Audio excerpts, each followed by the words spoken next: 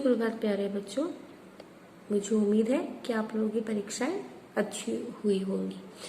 अब हम इससे आगे का अभ्यास करेंगे। पिछले इसमें हमने पढ़ा था पाठ 4 साहसी अमित। आज हम उसको एक बार फिर से पढ़ते हैं, फिर उसके आगे करेंगे ताकि आपको एक बार कहानी फिर से समझ में आ जाए, जो प्रसंग है ये समझ में आ जाए। साहसी अमित, यह एक बालक के बारे में है जो बालक बहुत साहसी था, बहुत हिम्मत वाला था। वह मुसीबत के समय किस तरह उसने समझदारी दिखाई और अपने मित्र की जान बचाई। अब हम पाठ को एक बार पढ़ते हैं। सहसा एक दर्दनाक चीख से सारा वातावरण कांप उठा। दर्दनाक चीख मतलब परेशान कर देने वाली चीख। सभी लोग इधर उधर देखने लगे। जिधर से चीख आई थी तो सब लोग इधर उधर देखने लगे। अमित भी उन लोगों में से एक था जो चीख को सुनकर ठगे से खड़े थे। वह अपने साथियों के साथ उस मकान के अंदर गया जहां से चीख की आवाज आई थी।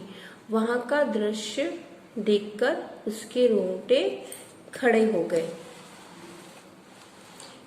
कानन बिजली के तार से चिपका हुआ था। उसे देखकर अमित मन ही मन छटपटा उठा। कानन की जान कैसे बचाई जाए। यह घटना कलकत्ता, जिसे आज हम कलकत्ता कहते हैं, कि एक उपनगर बेहाला की है। बेहाला का यह मकान टूटी फूटी हालत में था, जिसे बच्चों ने अपने खेलकूद का स्थान बना लिया था।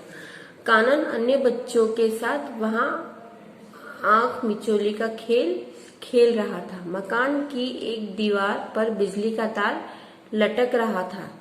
तार के ऊपर की रबड़ गलकर उतर गई थी। बच्चों का ध्यान तार की ओर नहीं गया। खेल समाप्त होने पर धीरे धीरे सभी बच्चे चले गए। कानन भी जाने लगा। तभी अचानक उसका हाथ तार से छू गया, जिसके कारण वह उससे चिपक गया।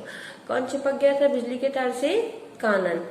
कानन के साथी उसे बचाना तो चाहते थे, पर उन्हें कोई उपाय नहीं सूझ रहा था।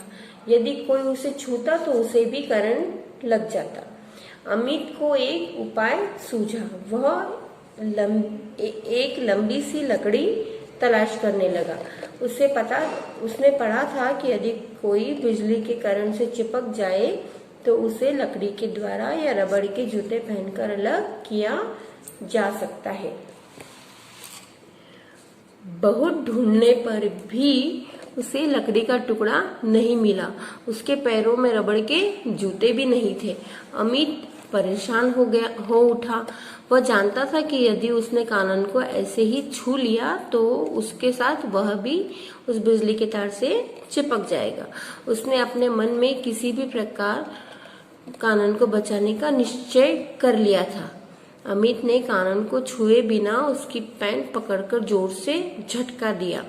झटका लगते ही कानन बिजली के तार से अलग होकर जमीन पर आ गिरा।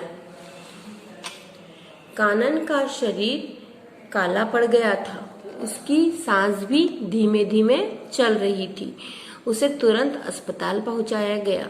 कुछ दिन के इलाज से कानन ठीक हो गया। अमित के साहस और सूझबूझ की इस घटना की कहानी दूर दूर तक फैल गई। जब अमित से पूछा गया, अपने प्राण संकट में डालते हुए तुम्हें भय नहीं लगा? भय मतलब डर। तुम्हें डर नहीं लगा? तब अमित ने उत्तर दिया, किसी को संकट में देखकर उसकी सहायता करना हमारा कर्तव्य है। यह मैं कैसे देख सकता था कि मेरी आंखों के सामने मेरा मित्र तड़प तड़प कर मर जाए और मैं उसे बचाने के लिए कुछ भी ना करूं। अमित का कहना सच था। मुसीबत में पड़े व्यक्ति की हमें अवश्य सहायता करनी चाहिए। अमित का पूरा नाम अमित बनर्जी है। उसे साहस और सूझबूझ के लिए राष्ट्रपति द्वारा राष्ट्रीय पुरस्कार से सम्मानित किया गया। बच्चों तुम्हें भी अमित की तरह साहसी और सूझबूझ वाला बालक बनना चाहिए। अभी हमने इस पाठ को एक बार फिर से पढ़ा ताकि आपको इस पाठ के बारे में समझ में एक बार फिर से आ जाए, ताकि हम इसके अभ्यास प्रश्न को करें तब आपको उसे करने में कोई दिक्कत ना हो। अब हम करते हैं बहुविकल्पी प्रश्न। आपकी पुस्तक का पृष्ठ संख्या 25। आपका पहला है बहुविकल्पी प्रश्न। यहाँ पर प्रश्न है और उसके सामने आपके विकल्प है। आपको उन विकल्पों में से सही विकल्प को चुनना है। पहला है हमारा, बिजली के तार से कौन चिपका हुआ था? कौन चिपका हुआ था बिजली के तार से? हमने अभी ये पाठ को फिर से पढ़ा है। अमित, कानन, सुमित या आनंद? बिजली के तार से कौन चिपका था? कानन। इसलिए हमने कानन पर सही का चिन्ह लगाया है। बिजली के तार से कौन चिपका हुआ था? कानन। चलिए अब अगला नंबर 2। कानन का हाथ बिजली के तार से कब चिपक गया था? जब जो कानन बिजली के तार से चिपका था उसका हाथ बिजली के तार से कब चिपका? खेल प्रारंभ में, जब खेल शुरू हुआ था। ख, खेल के अंत में, जब खेल समाप्त हो गया तब। ग, खेल के मध्य में, जब वो बच्चे खेल रहे थे तब, उसके बीच। या घ, खेल समाप्त होने के बाद। उसका हाथ कब चिपका था? जब सभी अपने अपने घर जा रहे थे, मतलब खेल समाप्त होने के बाद। तो यहाँ घ, खेल समाप्त होने के बाद पर हम सही का चिन्ह लगाएंगे। नंबर 3 है हमारा, कानन को बचाने के लिए उसके साथी आगे क्यों नहीं आए? जब कानन बिजली के तार से चिपक गया तो उसके साथ उसके दोस्त भी थे, पर वो दोस्त आगे क्यों नहीं आए? क, सभी डरपोक थे। ख, वे कानन को पसंद नहीं करते थे कि उन्हें कानन अच्छा नहीं लगता था। ग, वे बचाना नहीं चाहते थे कि वे कानन को बचाना नहीं चाहते थे। या घ, उन्हें भी करंट लग जाने का खतरा था। तो यहाँ पर ऐसा तो कुछ नहीं था कि बच्चे उस डरपोक थे या वो कानन को पसंद नहीं करते थे या उसे बचाना नहीं चाहते थे। वो आगे क्यों नहीं आ रहे थे? क्योंकि उन्हें भी करंट लग जाने का खतरा था।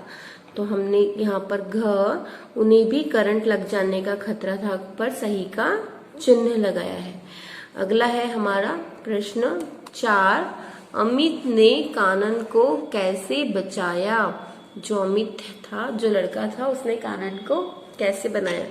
क, रबड़ के जूते पहनकर। उसने रबड़ के जूते पहने थे क्या? ख, लकड़ी से तार तोड़कर। ग, पैंट को पकड़कर झटक दिया। और घ, हाथ से पकड़कर खींच लिया। अब क, रबड़ के जूते पहने थे उसने? नहीं, उसको लकड़ी के से तार को तोड़ा क्योंकि उसे लकड़ी मिली थी क्या? उसे लकड़ी भी नहीं मिली थी, इसलिए हमारा ख भी गलत है। ग, पैंट को पकड़कर झटक दिया। उसने क्या किया था फिर? जब उसे लकड़ी भी नहीं मिली, रबड़ के जूते भी नहीं मिले, तो उसने क्या किया? उसने कानन की पैंट को पकड़ा और उसे जोर से झटक दिया, जिसके कारण वो क्या हो गया था? बिजली के तार से छूट गया था।